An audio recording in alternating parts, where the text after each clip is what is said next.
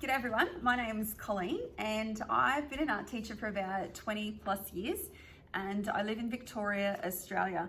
I've joined on with the art curator this year to share my elements of art activity that I do with my classes.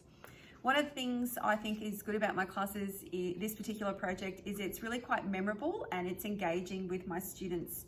I did a similar activity with my year 8s, my year 9s and my year 10s. And if you're interested in having a look at that, you can jump on and have a look at my YouTube channel. It's called TE Space Art Teaching Art. And I've got all my activities onto there.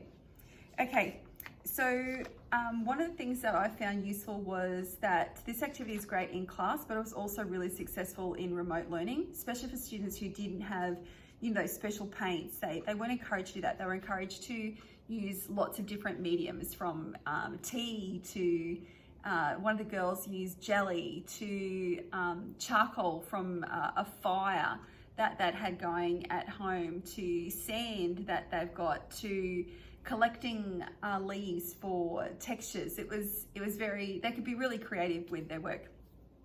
Okay, now I've written some notes because I'm a bit nervous about giving all this information, so bear with me. So one of the things is students come to the classroom with a preconceived idea, I believe, that they can draw or not, and what they think is good art or not. So I really encourage them and try to get that saying that they actually don't need to be a good drawer to do art. And this is an activity that I start with, so to try and make them relax in the art room, and no one's going to look at me in the art room, and that sense of judgment is not going to be there. So in order to get the class started, I usually come in the night before, or the afternoon before I leave work, and I set up my 7 stations in the room. I have a kit that I just bring out for this particular activity. I have my own art room, so I'm fortunate that way. On one of the tables, if they're doing the element of line, I have a label with the word line written. And when I'm going around the room, I give a demonstration of what they have to do at each of the tables, and I leave an example on the table. So when they get there, they've already seen how it works and an idea to get them started. I also write the elements of art on the whiteboard with the title like line, and then I just have a written example, and then I've got some examples, visuals as well.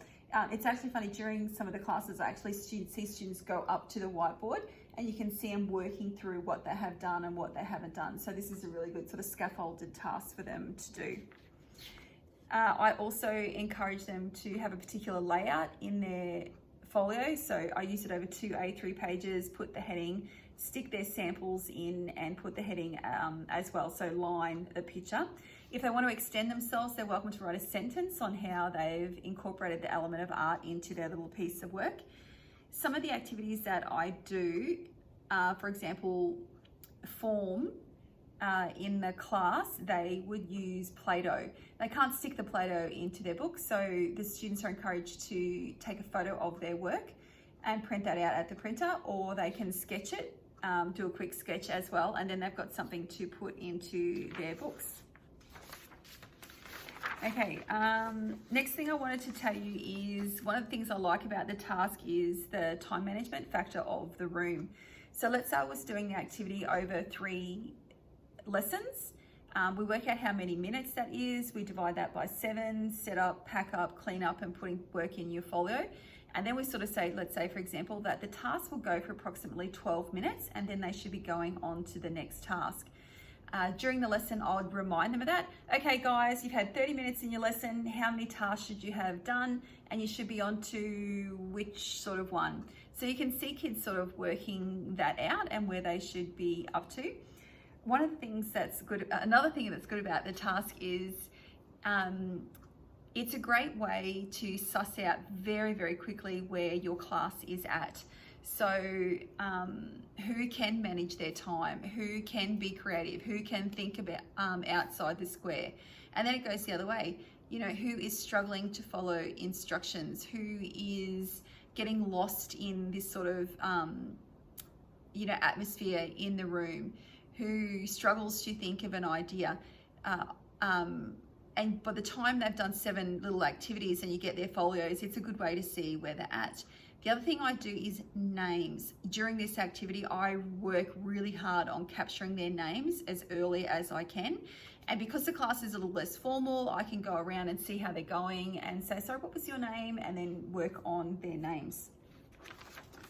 The next thing I'm going to show you in my film is I filmed myself doing the activities at home while on remote learning. It worked well on remote learning and it works really well in the classroom as well. Okay, so we're going to start with our first element, which we're saying is line. Now, when you talk about lines, there's lots of different lines. So we've got a straight line, which is horizontal or vertical. You've got zigzag lines. You've got dotted lines. You've got curly lines. And then you've got wavy lines. What we're going to do is create an example of a line drawing.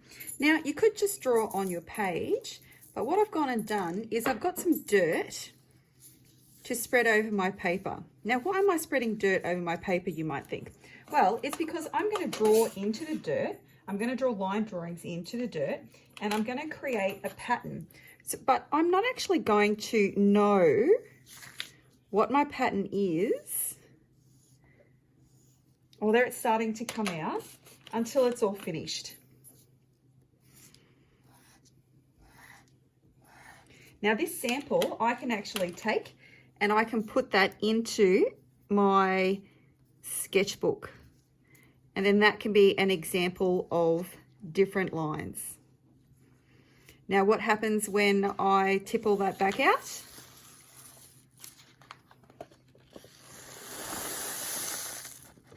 You've got a drawing of an element of art, and your first one is line. Now here we're going to look at the element of art called shape. Now there's a couple of different ways we can look at shape. One is geometric and one is organic. So geometric is very much our hard edge shapes. So these are our circles, our triangles, and our squares. Now organic shapes are a lot more free-flowing. So these are looking at your shells, your leaves, and any sort of organic sort of shape. Now, at this level, we'd only just be drawing circles and triangles and squares because that's a little bit basic for us. But if that's what you can manage, that's great. What I'd like you to be doing is putting your shapes together to create an image. Now, this doesn't have to be too detailed, and it doesn't have to take very long. So I've got lots of shapes and I'm creating a piece of artwork that has a little more interest. And again, this can actually go on that page in your sketchbook so you can create an example.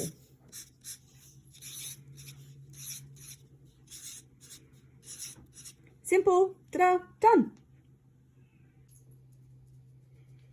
Okay, the next one we're looking at is an element called value or tone. And that's when we look at the lightness and darkness of a particular color. Now, if I was in the classroom, I would use some pastels on paper, but I don't have that. So what I've done is I've grabbed some charcoal from out of the fire. It's not hot, it's nice and cool, and I'm gonna have a go at creating a piece. Now, I haven't done this before, but let's see how it works. Oh, just all broke.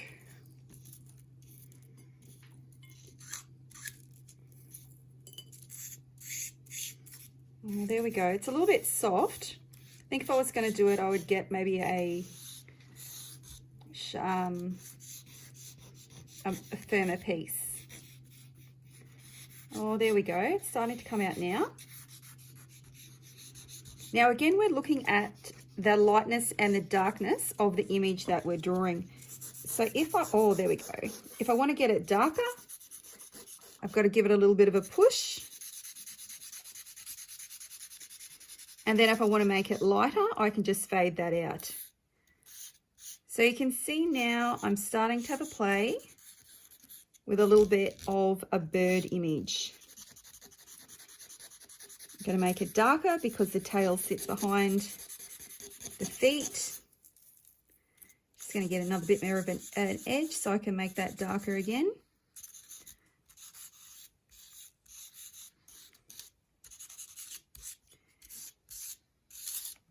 And have it come out the shape of my birdie head. Make some of those lines nice and dark. And we can create a little drawing. Now let's see what happens when we take that bit of ash and take it off. Oh, there we go. You can come up with an example of tone. And again, that can get pasted into your book. Okay, the next element we're going to look at is colour. Now, there's lots of different colour schemes that we can look at. Your primaries, your secondaries, your tertiaries, etc. But we're not going to do that at this level. We're just going to have a little play with, I've just got a warm colour scheme here. And we're going to make a little picture using colour. All I've done is I've created some food dye and put it in some water. And you can see I'm using the straws to get it out of the cups, and I'm going to blow that. Make sure you're sitting down while you're doing this.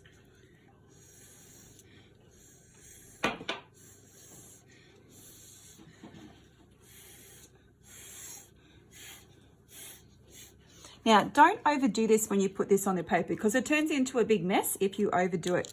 But what I would like you to do is have a look at your squiggles and go, okay, what can I turn my squiggles into?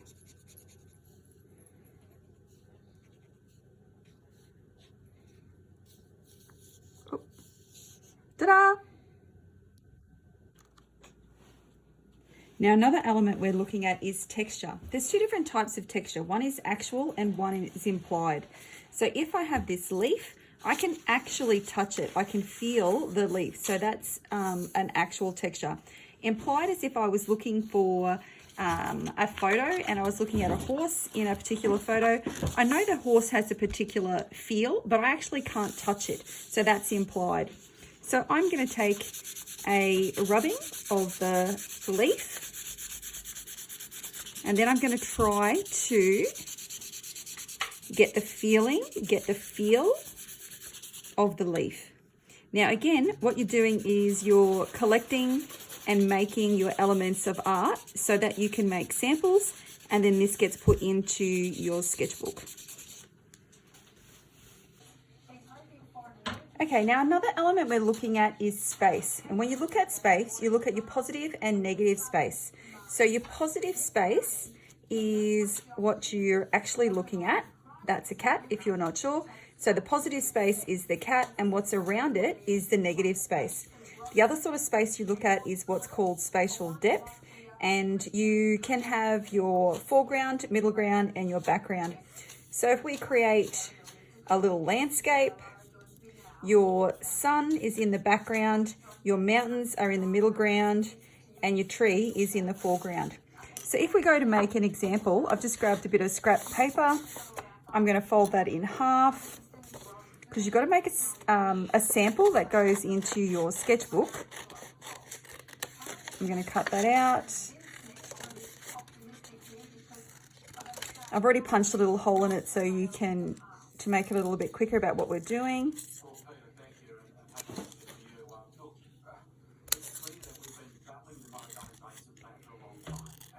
Now, remember what I was saying earlier about your piece? We actually want to step up your examples a little bit. We don't want anything too boring. You can be quite creative and imaginative.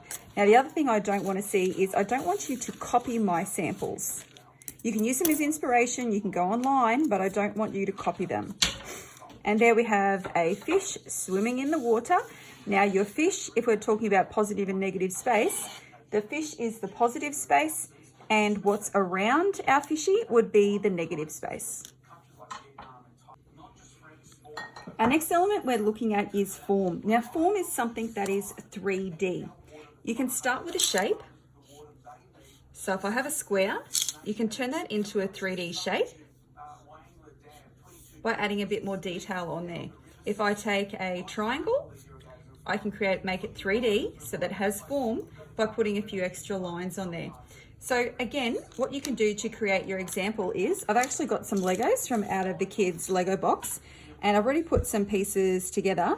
So if I have a play at putting those together, I could actually create a little robot, and it has a sense of form. So it has a space around it. So if you actually stood him up, you'd be able to walk around it and you could see that depth that it has. Okay, one of the other things I do during this session is I get the students to go on what I call gallery tours.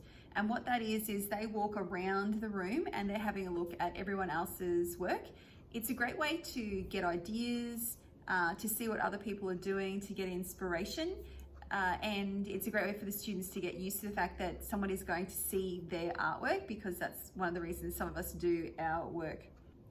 I also during classes say, okay, we're having a timeout and you need to collect your work, you need to grab your folio, and you need to make sure your heading is on there, your work is stuck in, and you write your element in your book. You know, if I've got a full class and each student has 7 pieces of work, that's a lot of work floating around the room. So we just take a time out every so often and students sort of can gather their thoughts and their bits and pieces and have a hunt for their work. So the activities aren't scary, and that sort of captures the students so that they can feel a bit more comfortable in the art room.